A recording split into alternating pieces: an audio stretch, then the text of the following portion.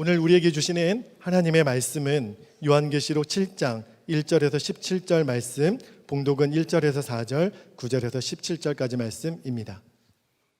그 뒤에 나는 천사 넷이 땅의 네 모퉁이에 서서 땅의 네 바람을 붙잡아서 땅이나 바다나 모든 나무에 바람이 불지 못하게 막고 있는 것을 보았습니다. 그리고 나는 다른 천사 하나가 살아계신 하나님의 도장을 가지고 해 돋는 쪽에서 올라오는 것을 보았습니다. 그는 땅과 바다를 해하는 권세를 받은 네 천사에게 큰 소리로 외쳤습니다. 우리가 우리 하나님의 종들의 이마에 도장을 찍을 때까지는 땅이나 바다나 나무들을 해하지 말아라. 내가 들은 바로는 도장이 찍힌 사람의 수가 14만 4천 명이었습니다. 이와 같이 이마에 도장을 받은 사람들은 이스라엘 자손의 각 지파에서 나온 사람들이었습니다. 그 뒤에 내가 보니 아무도 그 수를 셀 수 없을 만큼 큰 무리가 있었습니다. 그들은 모든 민족과 종족과 백성과 언어에서 나온 사람들인데 흰 두루마기를 입고 종려나무 가지를 손에 들고 보좌 앞과 어린 양 앞에 서 있었습니다. 그들은 큰 소리로 구원은 보좌에 앉아 계신 우리 하나님과 어린 양의 것입니다 하고 외쳤습니다. 모든 천사들은 보좌와 장로들과 네 생물을 둘러서 있다가 보좌 앞에 엎드려 하나님께 경배하면서 아멘, 찬송과 영광과 지혜와 감사와 존귀와 권능과 힘이 우리 하나님께 영원 무궁하도록 있습니다. 아멘 하고 말하였습니다. 그때 장로들 가운데 하나가 흰 두루마기를 입은 이 사람들은 누구이며 또 어디에서 왔습니까? 하고 나에게 물었습니다. 내가 장로님께서 잘 알고 계십니다 하고 대답하였더니 그는 나에게 이렇게 말하였습니다. 이 사람들은 큰 환난을 겪어낸 사람들입니다. 그들은 어린 양이 흘리신 피에 자기들의 두루마기를 빨아서 희게 하였습니다. 그러므로 그들은 하나님의 보좌 앞에 있고 하나님의 성전에서 밤낮 그분을 섬기고 있습니다. 그리고 그 보좌에 앉으신 분이 그들을 덮는 장막이 되어주실 것입니다. 그들은 다시는 줄이지 않고 목마르지도 않고 해나 그 밖에 어떤 열도 그들 위에 괴롭게 내려쬐지 않을 것입니다. 보좌 한가운데 계신 어린 양이 그들의 목자가 되셔서 생명의 샘물로 그들을 인도하실 것이고 하나님께서 그들의 눈에서 눈물을 말끔히 씻어주실 것입니다. 요한계시록 7장은 이 요한계시록 전체에서 상당히 논란이 많이 되는 부분 중에 하나입니다. 특히 신천지 같은 이단에서 이 요한계시록 7장에 나오는 14만 4천 명이라는 수를 아주 이상하게 왜곡해서 사람의 마음을 사로잡고 그리고 그 강박관념을 심어주는 일에 이용하고 있는 부분이기도 합니다. 14만 4천 명이 실제로 구원받은 자의 수라는 겁니다. 성경에 그렇게 나와 있지 않느냐는 거예요. 그런데 이제 빈자리가 얼마 안 남았다는 거예요. 그러니 빨리 오라는 거예요. 그리고 온 사람은 꼼짝 말고 있으라는 거죠. 이렇게 사람의 마음을 묶어두는 일에 아주 교묘하게 사용되는 이 14만 4천 명의 구원받은 자의 수가 나오는 성경입니다. 여러분, 미혹받지 않으려면 성경적인 이해를 분명히 해야 합니다. 사실 요한계시록 강해를 하게 된 이유 중에 하나가 바로 이 문제 때문이기도 했습니다. 이 14만 4천 명이라는 수가 요한계시록 7장에 나오는 배경을 잠깐 살펴보면 6장에서 하나님의 심판이 기록되어 있는 두루마리 7인이 처해져 사람이 보지 못하게 했는데 6개의 인이 떼어지고 이제 마지막 7째 인이 떼어질 바로 그 순간입니다. 이제는 하나님의 무서운 심판이 하늘과 땅에 임하게 됩니다. 바람으로 상징했는데 동서남북에서 이 심판, 하늘과 땅을 심판할 무서운 바람이 이제 불어오게 될 그런 상황에 천사들이 바람을 막고 있었습니다. 근데 그때 해 돋는 쪽에서부터 한 천사가 나타나서 큰 소리로 그 바람을 붙잡고 있는 천사들에게 잠깐만 기다리라, 바람을 풀어놓지 말라는 거죠. 해야 할 일이 있다니. 그것은 하나님의 도장을 가지고 구원받을 성도의 머리에, 이마에 인을 치기까지는 그 바람을 풀어놓지 말라, 그렇게 이야기를 했습니다. 그러면서 머리에 하나님의 인을 받은 사람의 수가 14만 4천 명이라고 했습니다. 4절 말씀에 보면 내가 들은 바로는 도장이 찍힌 사람의 수가 14만 4천 명이었습니다. 근데 여기 나오는 이 14만 4천 명은 실제로 14만 4천 명이라는 게 아니고 상징적인 수입니다.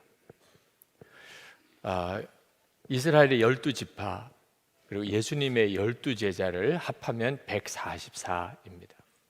거기에 유대 문화에서는 셀 수 없는 숫자를 상징하는 1000을 곱해서 14만 4천 명이 된 겁니다. 그러니까 우리는 그저 14만 4천 명 그러면 그냥 실수로 이해하게 되지만 유대 문화에 익숙한 사람들은 14만 4천 명 그러면 셀 수 없이 많은 사람이구나, 그런 뜻입니다. 여러분, 천군 만마라 그러면 진짜 1000명의 장수와 만 마피를 말하는 것입니까? 많다, 엄청나게 많다는 뜻이잖아요. 그러니까 14만 4천 명이라는 말의 의미는 엄청나게 많다는 뜻입니다. 실제로 9절에 보면 셀 수 없을 만큼 큰 무리에 대한 언급이 나옵니다. 그 뒤에 내가 보니 아무도 그 수를 셀 수 없을 만큼 큰 무리가 있었습니다. 그러니까 앞에는 14만 4천 명이 나오고 뒤에는 셀 수도 없을 만큼 큰 무리가 나오는데 다 구원받은 성도를 말하는 것입니다. 지금까지 역사상 예수를 믿고 구원받은 모든 성도들과 앞으로 이제 마지막 날까지 구원받을 모든 성도들이 다 합해진 수, 그 수는 셀 수도 없을 만큼 많다는 거예요. 이것은 아브라함에게 하나님이 약속하신 것입니다. 창세기 15장 5절에 그를 이끌고 밖으로 나가 이르시되 하늘을 우러러 뭇 별을 셀 수 있나 보라. 또 그에게 이르시되 내 자손이 이와 같으리라. 아브라함의 후손을 구원받은 하나님의 택한 백성을 상징하는데 셀 수도 없다고 그랬습니다. 그 수가. 히브리서에도 똑같이 그렇게 말씀합니다. 히브리서 12장 1절에 이러므로 우리에게 구름같이 둘러싼 허다한 증인들이 있으니, 구름같이 둘러싼 허다한 셀 수도 없는 증인들이, 구원받은 성도들이 있다는 거예요. 그러니 성경을 전체를 잘 읽어보면 14만 4천 명이 실제 수가 아니라는 것을 알 수 있는 거죠. 주님이 요한에게 이 14만 4천 명의 환상을 보여주신 것은 구원받은 수가 얼마나 많으며 그들이 하나님의 나라에서 받는 영광이 얼마나 큰지를 보여주시려고 하심입니다. 그래서 이 땅에 사는 동안에 성도들이 고난을 당하고 핍박을 당할 때 두려워하지 말라, 물러서지 말라는 거예요. 하나님의 영광을 보라는 거예요. 성도들이 받을 그 영광을 보라는 것입니다. 자, 그렇다면 이제 문제는 내가 바로 그 무리에 들어있느냐 하는 거죠. 여러분의 이마를 한번 거울에 보신 적이 있습니까? 거기에 도장이 찍혀 있습니까? 그럴 필요 없습니다. 왜냐하면 이것도 상징적인 표현입니다. 이마에 도장을 찍었다는. 여러분이 진짜 살펴보아야 될 것은 여러분의 마음에 성령이 계시느냐 하는 것입니다. 성령이 우리 마음에 임하신 것을 성경은 인을 쳤다고 표현하고 있습니다. 고린도후서 1장 22절에 그가 또한 우리에게 인치시고 보증으로 우리 마음에 성령을 주셨느니라. 에베소서 1장 13절에 그 안에서 너희도 진리의 말씀 곧 너희의 구원의 복음을 듣고 그 안에서 또한 믿어 약속의 성령으로 인치심을 받았으니. 그러니까 우리가 성령을 받았다는 말을 이 성경은 이마에 하나님의 도장을 지킴을 받았다, 이렇게 표현하고 있는 것입니다. 그러므로 여러분이 정말 14만 4천 명의 그 상징적인 구원받은 무리에 들어갈 자인지 아닌지는 성령께서 여러분의 마음에 임하셨는지를 확인해 보면 알 수 있습니다. 성령께서 우리 속에서 하시는 일이 무엇이요? 성령께서 여러분 안에 계신지 안 계신지를 알려면 성령께서 하시는 일을 알아야죠. 성령께서 하시는 일은 예수님에 대하여 알게 해주는 것입니다. 요한복음 17장 3절에 영생은 곧 유일하신 참 하나님과 그의 보내신 자 예수 그리스도를 아는 것입니다. 영생은 도대체 누가 받은 것입니까? 예수 그리스도를 아는 사람. 우리 안에 오신 성령께서 우리에게 예수님이 누구신지를 알게 하고, 그리고 예수님을 믿게 하고, 그리고 주님을 바라보게 해주십니다. 여러분에게 그렇게 하고 계십니까? 여러분이 예수님이 누군지 알며, 여러분이 예수님이 누군지 믿었으며, 여러분 안에 주님이 계신 것을 여러분은 아십니까? 그럼 성령님이 계신 거죠. 여러분은 인침을 받은 사람입니다. 할렐루야. 너무너무 감사한 일이죠.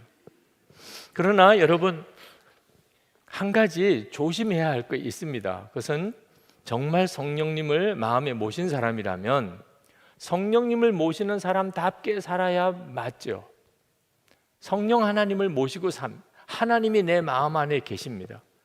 그러면 우리가 살아가는 동안 말하는 것과 행동하는 게 완전히 다를 수밖에 없죠. 하나님을 모시고 사는 사람 맞습니까? 그렇게 살고 계십니까? 2017년 한 해를 뭘 점검하실 겁니까? 내가 성령님을 모시고 사는 사람답게 살았나? 여러분, 이건 절대로 작게 여기시면 안 됩니다. 만약에 우리가 성령님을 모시고 살지 못했다면, 성령님을 의식하고 살지 못했다면 반드시 성령의 근심거리가 되어 있다는 말입니다. 우리 안에 오신 성령께서 근심하시는 거예요. 에베소서 4장 30절에 하나님의 성령을 근심하게 하지 말라. 그 안에서 너희가 구원의 날까지 인치심을 받았느니라. 여러분, 성령의 근심, 성령께서 근심하게 하는 그런 인생이 복될 수 있겠습니까? 빨리 돌이키셔야 됩니다. 오늘 일부 예배 끝나고 어느 연세 드신 여성도님 한 분이 기도해 달라는 간절한 부탁을 해 오셨어요. 무슨 기도 제목이시냐고 그랬더니 도무지 용서가 안 되는 사람이 있다는 겁니다. 그런데 지난 2주간 계속해서 마음에 그 사람을 용서하고 품어야 한다는 마음이 자꾸 드는 것입니다. 그런데 도무지 자기로서는 그 사람을 용서할 수 없다는 거예요. 그러면서 눈물을 글썽이면서 주님께서 저에게 그 사람을 용서할 마음을 주시도록 기도해달라는. 여러분, 성령의 근심이 어떤 것인지 아시겠습니까? 만약에 여러분이 이 성령의 근심을 작게 여기고 또는 외면하면 그러면 마음이 굳어져 버립니다. 그러면 하나님으로부터 버림을 받게 된다고 히브리서 3장 12절에 말씀합니다. 형제들아, 너희는 삼가 혹 너희 중에 누가 믿지 아니하는 악한 마음을 품고 살아계신 하나님에게서 떨어질까 조심할 것이요. 성령께서 여러분 안에 오셨지만 성령님을 귀하게 생각하고 순종하지 않으면 그러면 성령의 은혜를 잃어버리게도 된다는 거예요. 9절에 보면 하늘의 성도는 모든 민족과 종족과 백성과 언어에서 나온다, 그렇게 말씀하고 있습니다. 그러니까 하늘에 있는 구원받은 성도들은 어느 한 나라, 어느 한 인종에 국한되지 않는다는, 모든 민족과 종족과 백성과 언어 가운데서 구원받은 성도들이 함께 모인다는 거예요. 그 천상의 교회가 그렇다면 이 땅의 교회도 그리해야 맞죠. 서구 교회가 저질렀던 큰 죄 중에 하나가 인종차별을 받아들인 거예요. 이건 정말 기가 막힌 죄예요. 여러분, 우리는 같은 인종인 나라에서 살지만 우리 마음속에도 그 사람의 출신 지역 또는 그 사람이 공부한 것, 남자냐 여자냐, 넉넉하게 사냐 가난하게 사느냐, 여러 가지 조건으로 사람을 까다롭게 봅니다. 특히 한국 교회의 문제 중에 하나가 교단끼리의 분열입니다. 이건 천상의 교회가 아닙니다. 저 사람은 저래서 안 되고 저 사람은 이래서 안 되고 이런 마음은 성령께서 주신 마음이 아닙니다. 우리에게 있어서 분별해야 되는 조건이 있다면 딱 하나입니다. 예수 그리스도로 인하여 속죄함을 받은 믿음이 있느냐 하는 것입니다. 그거 하나만 분별할 것입니다. 만약에 그렇다면 우리 모두는 다 하나님 앞에서 함께 하나님을 찬송할 사람들입니다. 요한 사도가 그 하늘 천상에 있는 성도들이 하나님께 찬송하는 소리를 들었는데 얼마나 그 소리가 크고 우렁찬지 그렇게 이렇게 쓰셨습니다.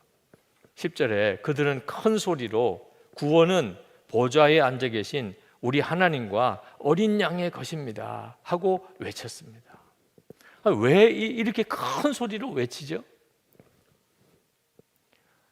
우리가 이 땅에서 예수를 믿고 그리고 구원의 감격을 가진 것도 참 대단한 일이긴 하지만 실제로 하늘에서 민족과 종족과 나라와 언어, 각 나라 언어에서 모인 허다히 많은 무리들과 함께 하나님의 보좌를 바라보면서 찬송을 실제로 하는 그 자리에 있다고 생각해 보십시오. 그 자리에서도 웅얼웅얼 찬송할 사람이 있겠습니까? 그 자리에서 목소리를 겨우 내어서 그렇게 찬송할 사람이 있겠습니까? 목이 터져라고 찬송하게 됩니다. 저는 이 부분을 잠시 묵상해 보았습니다. 도대체 어떤 광경일까? 그리고 알았어요. 큰 소리로 외칠 수밖에 없어요. 그 소리가 얼마나 우렁찬지 천사들이 바로 그 다음에 화답합니다. 성도들의 찬송 소리를 듣고 바로 그 다음에 천사들이 화답합니다. 11절 12절에 모든 천사들은 보좌와 장로들과 내 생물을 둘러서 있다가 보좌 앞에 엎드려 하나님께 경배하면서 아멘 찬송과 영광과 지혜와 감사와 존귀와 권능과 힘이 우리 하나님께 영원 무궁하도록 있습니다. 아멘 하고 말했습니다. 흰 두루마기를 입은 사람들이라고 9절에 표현하고 있는데 예수님의 십자가의 보혈로 씻음을 받은 사람, 속죄의 확신을 가진 사람, 그들이 종려나무 가지를 흔들고 셀 수도 없는 많은 사람들이 함께 하나님의 보좌 앞에서 찬송하는 장면 한번 상상해 보십시오. 요즘에 사람이 죽어서 지옥에 가서 심판을 받는 것을 판타지 영화로 만든 영화가 인기를 끌고 있다고 그러더라고요. 그래서 우리 부목사님들 중에 가고 싶으신 분 있으시면 모집을 해서 같이 가서 보았어요. 도대체 어떻게 그려놓았나 너무 유치하더라고요. 네. 하여튼 기가 막히게 만들려고 애를 썼지만 너무 유치해요. 그래도 그런 영화 보고도 회개 역사가 일어난다네. 죄 지면 안 되겠구나. 그러니 참 안타깝죠. 그때 생각했어요. 하나님, 지금 하늘나라에서 구원받은 성도들이 끝도 없이 있는 그 수많은 성도들이 흰 두루마기 입고 종려나무 가지 흔들면서 하나님께 소리 높여 찬양하는 이 장면을 그려낼 수 있는 작가가 없습니까? 이걸 영화로 만들 그런 영화 제작자가 혹시 없을까요? 그런 기도가 나오더라고요. 여러분, 우리가 다 요한처럼 그렇게 하늘나라의 성도들을 다 실제로 눈으로 보지는 못해도 여기서 우리는 이미 그것을 경험할 수 있습니다. 성령께서 그렇게 하세요. 말씀과 함께 성령께서 그렇게 하십니다. 오늘 이 예배 드리는 이 시간에도 성령께서 그 일을 하신다고 저는 믿습니다. 중요한 것은 성경의 말씀을 정말 믿어야 하는 것입니다. 여러분이 성경의 말씀을 정말 믿게 되면 성령께서 말씀을 통하여 여러분의 영안을 열어 하늘나라를 보고 그 성도들의 받는 영광을 여러분이 보게 해주십니다. 만약에 여러분이 믿지 않는다고 한다면 이 성경의 말씀이 아무리 놀라운 하나님의 계시라 할지라도 판타지 소설에 불과한 것입니다. 제가 죽음에 대해서 아주 진지하게 첫 번 생각했던 계기가 초등학교 때예요. 조숙했죠. 초등학교 때 죽음에 대해서 생각을 했습니다.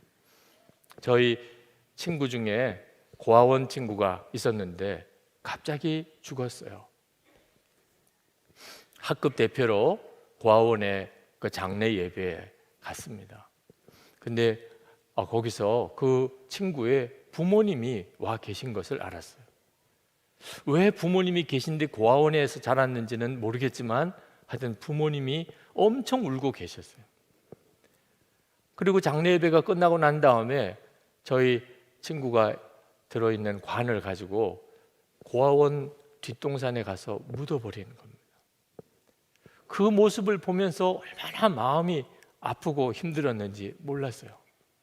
아니, 사람이 죽어도 부모님이 오셨으면 집에 데려가야 되잖아요.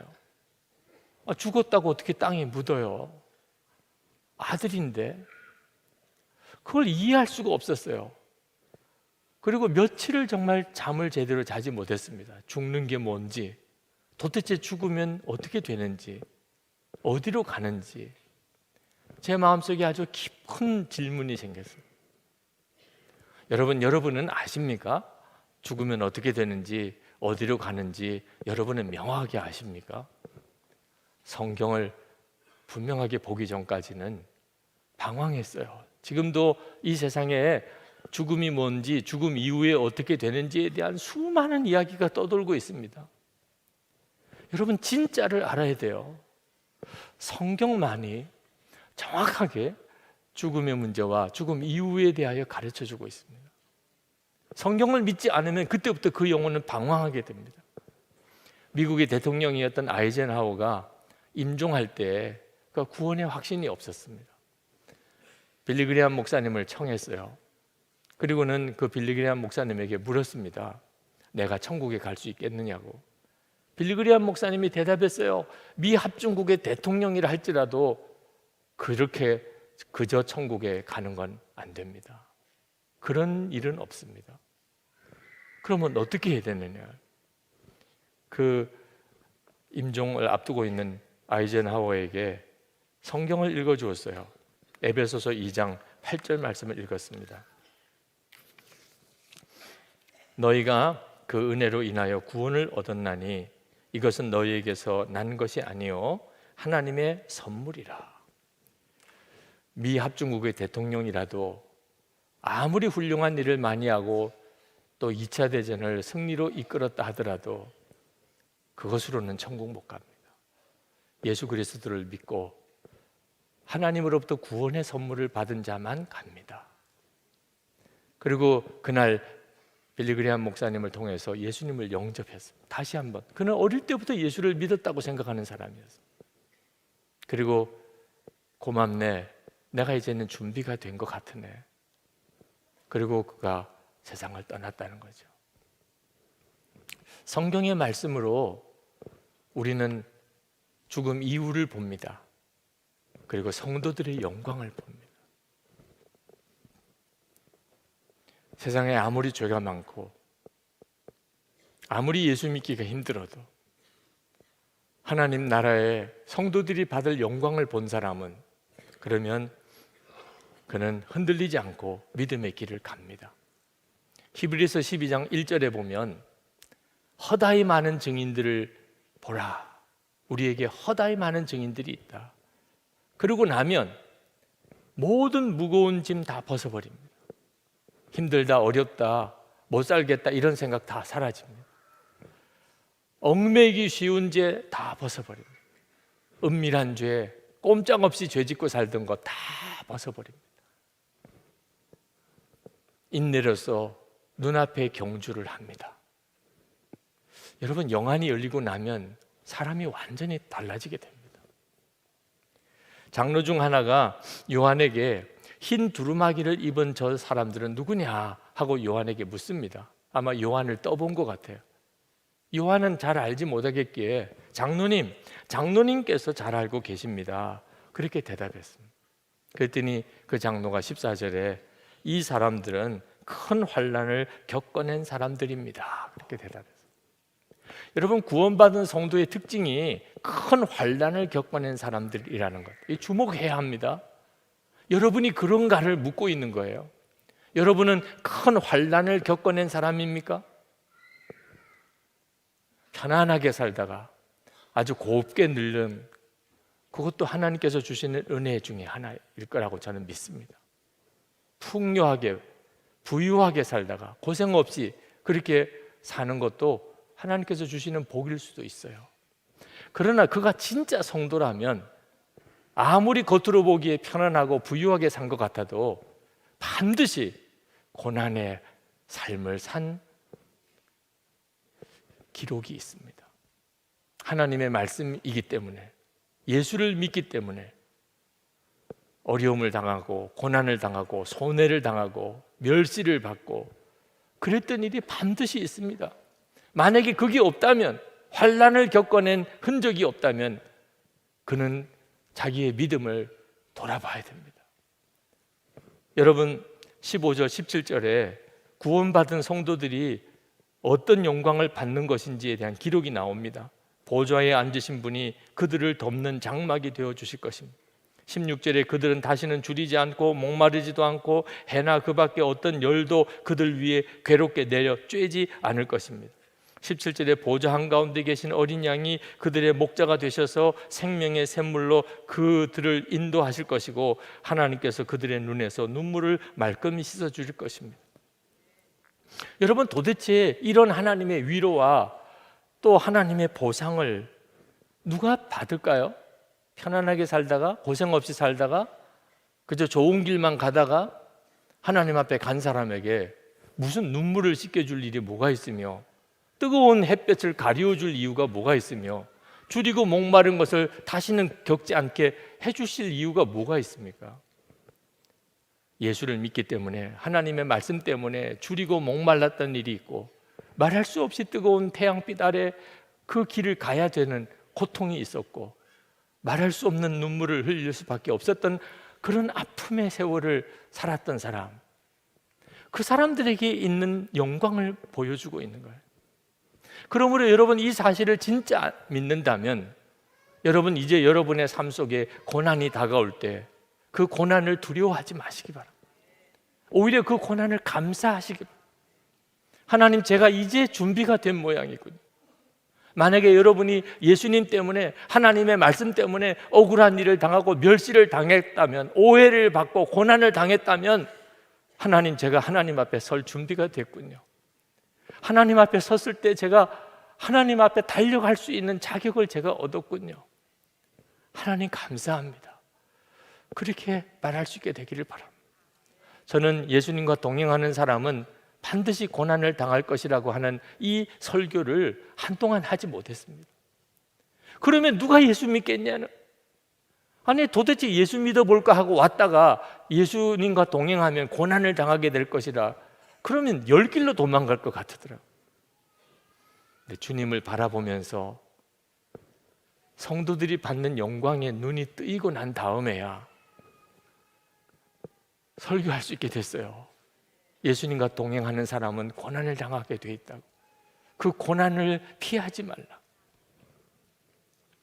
성도의 영광을 보는 자에게는 가야 될 길이 환히 보입니다. 이게 시온의 대로예요. 시편 84편 5절에 주께 힘을 얻고 그 마음에 시온의 대로가 있는 자는 복이 있나이다. 고난이 와도 환난이 와도 가야 될 길이 너무 환히 보이니까 담대히 그 길을 가는 거죠. 무디가 쓴 하나님께 가는 길이라는 책에 보면, 한 번은 이 무디가 어느 모임에 갔는데 모임 분위기가 너무 침울했습니다. 아주 어려운 일들이 많이 겹쳐 있어서 다 낙심이 되어 있는 상태에 있었어요. 그때 어느 노인 신사분이 한 번 일어나서 이야기를 하나 했습니다. 제가 여러분에게 드릴 말씀이 있습니다. 제가 저희 친구들과 함께 그 높은 어떤 산을 등산을 가게 됐는데, 그 여행 안내자가 앞서고 우리는 그를 따라서 산에 올라가는데, 정상에 아직도 다다르지 못한 상태에서 비구름이, 먹구름이 들여지더니 엄청난 비바람이 몰아치기 시작하는 겁니다. 사람들이 다 무서워서 빨리 내려가자고 했는데 그 안내자가 웃으면서 아니요, 조금만 더 올라가면 됩니다. 조금만 더 올라가면 됩니다. 사람들은 그 안내자를 믿을 수가 없어서 불안해했어. 그러나 어디 달리 방법이 없으니 그 안내자를 따라서 한 걸음씩 한 걸음씩 더 앞으로 나갈 수밖에 없었는데 갑자기 하늘이 확 개이면서 바람도 불지 않고 너무나 따뜻한 날씨가 펼쳐지는 거예요. 그런데 눈 밑에 계곡을 보니까 거기는 먹구름이 잔뜩 끼어서 천둥 번개가 치는 그런 상황이었다는 거예요. 구름 위로 올라간 거죠. 그 산을 잘 아는 그 여행 안내자는 안 거예요. 비바람이 몰아쳐도 조금만 더 올라가면 그러면 너무나 놀라운 그런 편안한 그런 형편이 전개된다는 거예요. 여러분, 우리의 삶이 그와 똑같습니다. 주님이 지금 요한에게 그렇게 말씀하려고 하는 거예요. 두려워하지 말라. 환난을 당한다고, 핍박을 당한다고, 죽임을 당할 것 같다고 두려워하지 마. 눈을 뜨고 바라보라는. 성도들이 받을 그 영광을 받고 있는 성도들이 얼마나 많은가를 보라는 거예요. 오늘 이 시간 2017년 한 해를 돌아볼 때 여러분은 잘 사신 것 같습니까? 정말 가야 될 그 길을 가신 것 같아요? 아니면 먹고 입고 사는 게 바빠서 그만 길을 잃어버리고 방황하지는 않았습니까? 오늘 돌아봐야 합니다. 내가 지금 잘 가고 있는지를 오늘 점검해야 합니다. 주님은 우리의 눈을 지금 열어주십니다. 그냥 내버려 두시지 않습니다. 말씀을 붙잡고 성령을 의지하면 모든 성도들에게 성도가 받을 영광을 보여주십니다. 그래서 찬송하라, 염려하지 마라, 오히려 감사하라. 그래서 성도의 승리가 있는 것입니다. 이제 우리 찬양을 같이 하나 부르고 기도하고 싶습니다. 우리 다 일어나셔서 비전이라고 하는 찬양, 오늘 이 본문의 말씀을 그대로 담은 찬양을 같이 부르고 기도하겠습니다.